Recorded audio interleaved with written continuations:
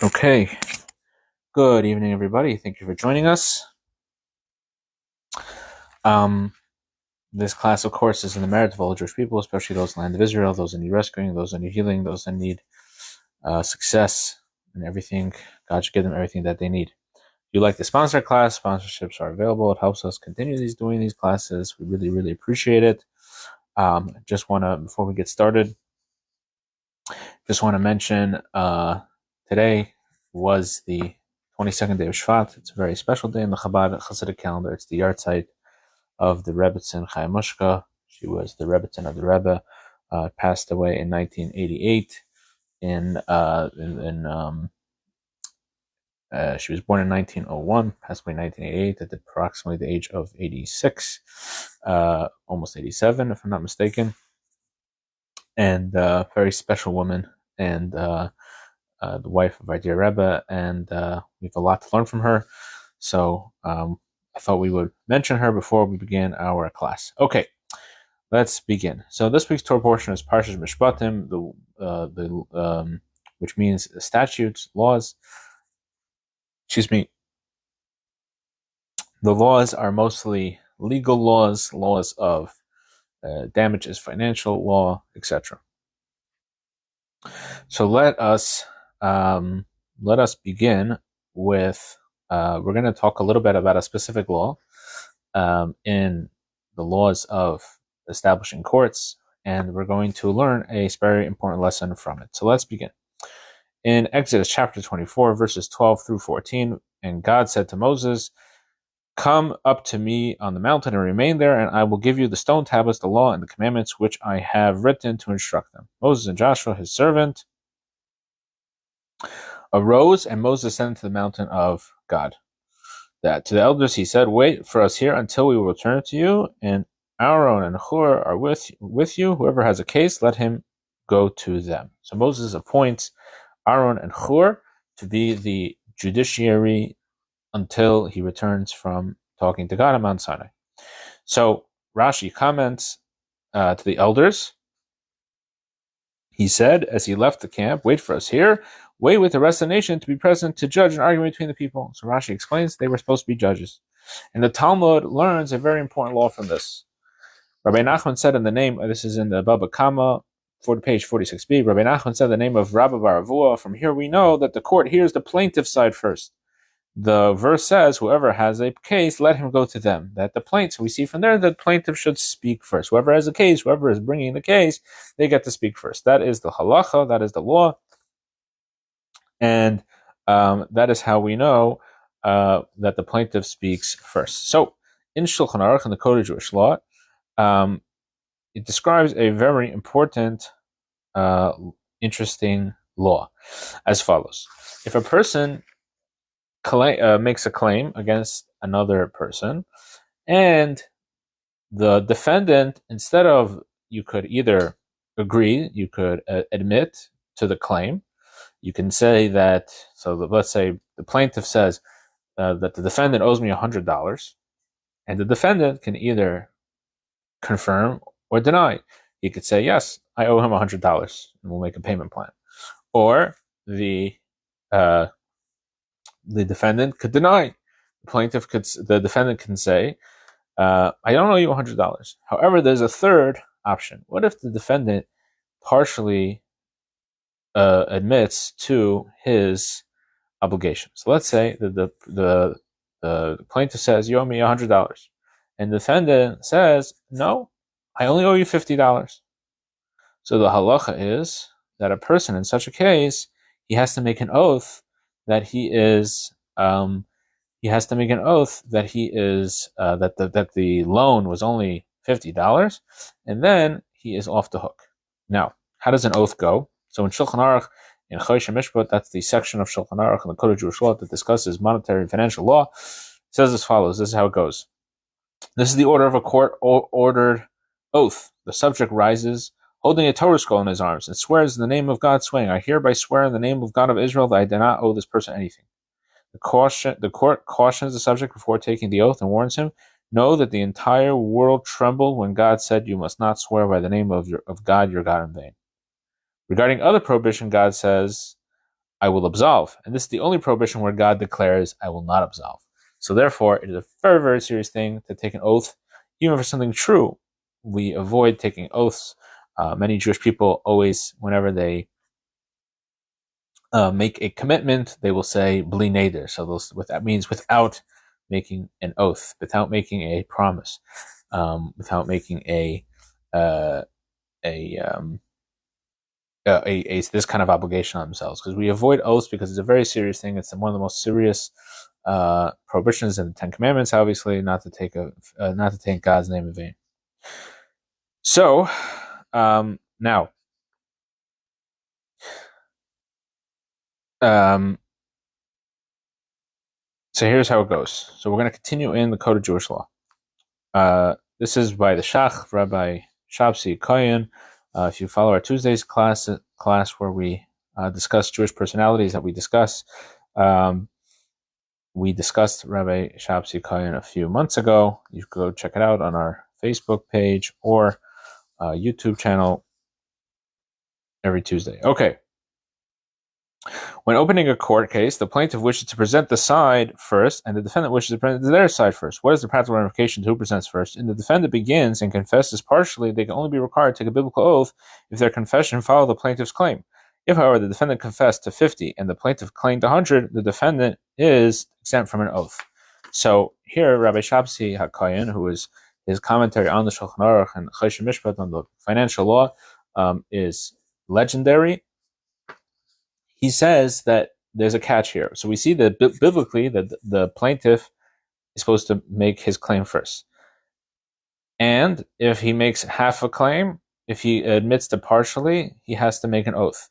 However, if the defendant made his claim first, meaning the defendant gets up and he said it first, and he said, I owe only $50, and the other guy comes, then he says, I owe 100, then he would not be required to take an oath.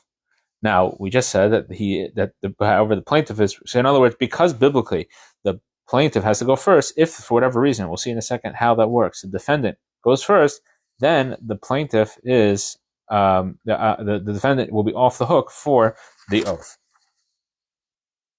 Now,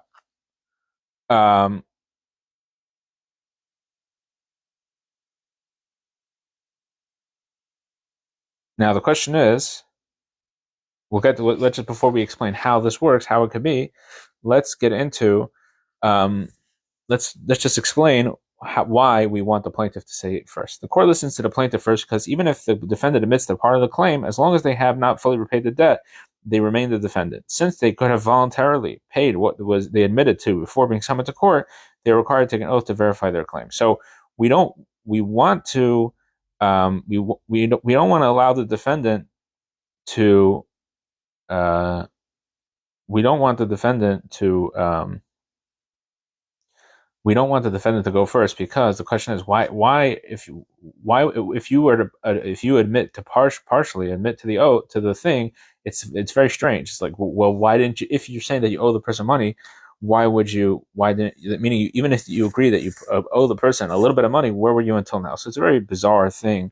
And it's, that you were taken to court and you are being taken to court and you're going to be charged with that you owe this person money, and now all of a sudden you're going to be like, well, I don't owe him that much. It's a very bizarre claim, and therefore we always allow the plaintiff to go first. So now let's talk about how is it possible that the defendant could sometimes claim first. This is back in the Talmud of Bava Kama, 46b. The rabbis of Naharda said as follows: even though that the plaintiff always goes first, sometimes there's a case that the defendant could go first. How? If the defendant's assets dropped in value, the court allows them to present first. And again, we're going to go back to the Shach, Rabbi Shabsi Kohen, who comments on the Shulchan Aruch on this idea, and he says, if the defendant's assets lowered in value, requiring them to sell at a loss to repay the loan, and this fact delayed them for repaying, then the defendant speaks first. So in other words, the fact that the defendant is saying, So again, the whole point we're saying, why don't we allow the defendant to speak first? Because it's a bizarre claim to say that you're being brought here, and now all of a sudden you're going to say, no, I'm the person who's going to bring the claim. Essentially, right? Whoever speaks first gets to bring. Essentially, saying putting their foot forward first. If your assets lowered in value and therefore you weren't able to pay, then it makes sense that you have an opportunity to speak first.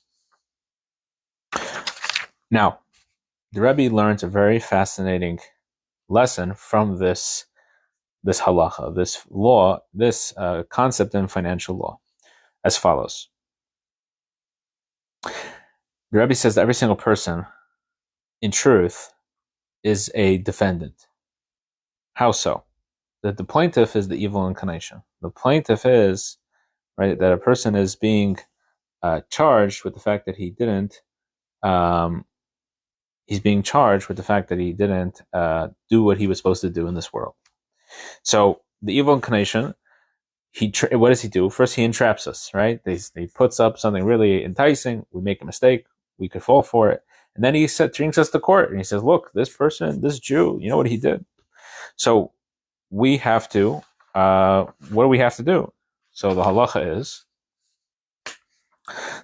is that a person has to, that he gets to talk first, right? That the plaintiff gets to say, no, you had no he doesn't give us the opportunity to get our side of the story. And he tells us that he tells us that that we did something so terrible.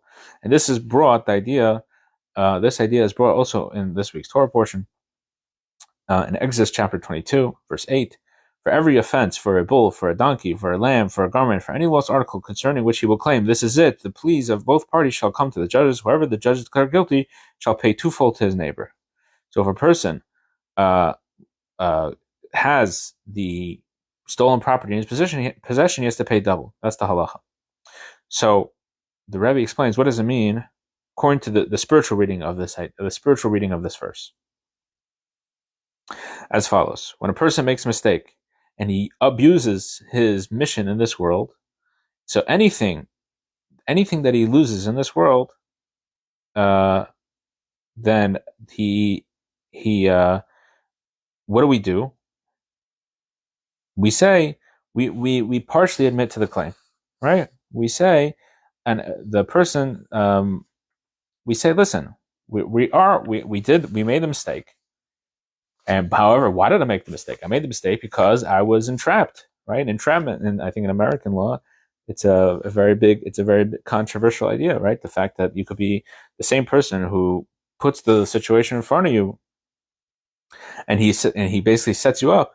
The same person then comes back and puts you in jail.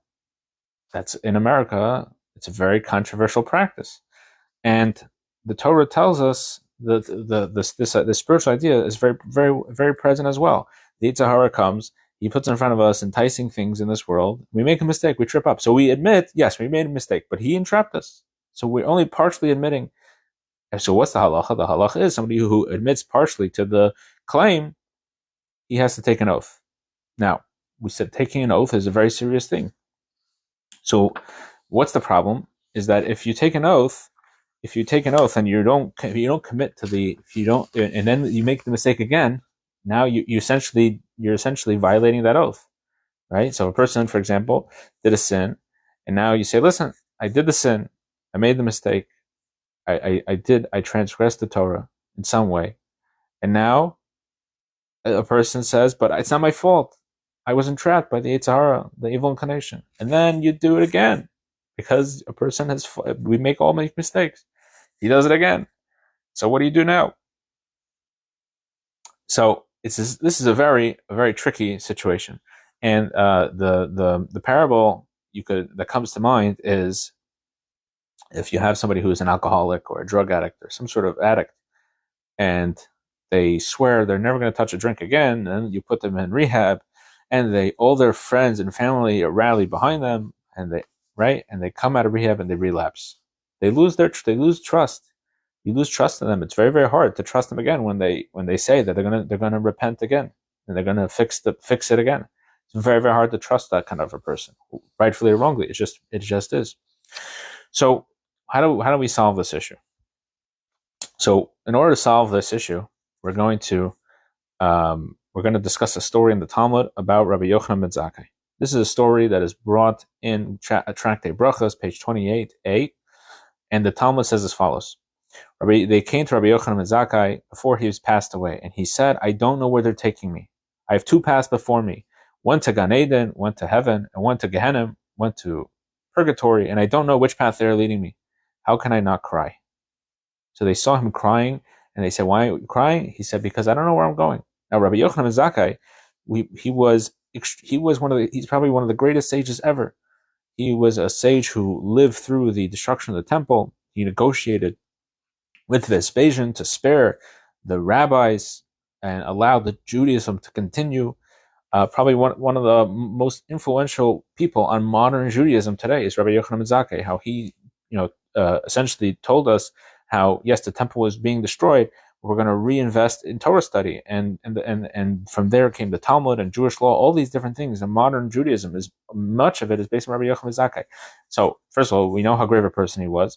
Number one. Number two, it says that he never stopped learning Torah. He was constantly learning Torah. How could it be that he didn't know? What do you mean? You really think they're going to take you to purgatory? They're going to take you to Gehenna? It doesn't make any sense.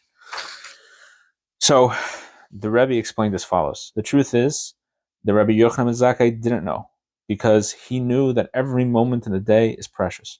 Every single moment that you have is never coming back, and he knew that he had to be focused on the mission ahead. What was the mission? Was to teach Torah, to do mitzvahs, to do what God wanted of him. And therefore, Rabbi Yochanan ben Zakkai never self-evaluated. He never sat down to think, where am I holding in my life? He never did. He never did until his passing. Finally, he's about to pass away. Okay, what's going to be, right? All of a sudden, he has to make an evaluation. I don't know. I never thought about it. I never evaluated my status.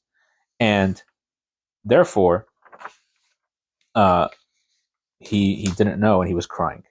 So this idea, maybe this idea we could apply in this situation where a person is struggling and he makes a mistake, and he wants to avoid swearing it off and not taking the oath, so to speak, and then stumbling again. How do you avoid that trap? If a person realizes what was the halacha, let's go back to the law. That the one way the defendant could present first and therefore avoid an oath is if his assets depreciate in value. So if a person says, "Listen, I have a depreciating asset. What's my depreciating asset? Is my time. My depreciating asset is," just like Rabbi Yochanan ben Zakkai used up every single minute of his day to study Torah, to teach Torah to the next generation. The same. Rabbi Yochanan ben Zakkai viewed his time as a depreciating asset because he used every moment, and your time is limited. So therefore, Rabbi Yochanan ben Zakkai viewed it that way, and we could say the same thing. We could say, you know what? If we were going to put in, we're not going to even think about self-evaluation. We're going to focus on others. We're going to focus on our mission. What is our mission in life? And if a person does that, then the Yetzer Hara will come to us and say, "Listen, I have a proposal for you. I have let's do this, this negative thing, and now I want you to get entrapped and think about it, and how you did something wrong, and how you're going to swear that you're never going to do it wrong again, and it get you in this vicious cycle." We say, "No, I'm not part of this. I have a depreciating asset called my time, and I'm going to focus on my mission because I know, yes, I've made mistakes. Yes, I was entrapped. I'm a faulty person like everybody else. However, I can't think about it. It's not the time. Now is not the time. There's a mission. I have a depreciating asset." And the Rebbe says that if we focus on that, then on the contrary, we will never fall into this trap. I'll just say a couple of interesting anecdotes about this. There's a letter that the Rebbe wrote to someone in 1953, actually 1952, winter of 1952. I'll read it to you, and you'll see that the Rebbe this succinctly explains this idea as follows. Brooklyn, New York, greetings and blessings. Regarding your writing about your spiritual standing, and therefore you ask how you can possibly influence others. So basically this person is saying, listen, I'm a faulty person, I've made mistakes. How could it be that I could help someone else in their Judaism and their spiritual life?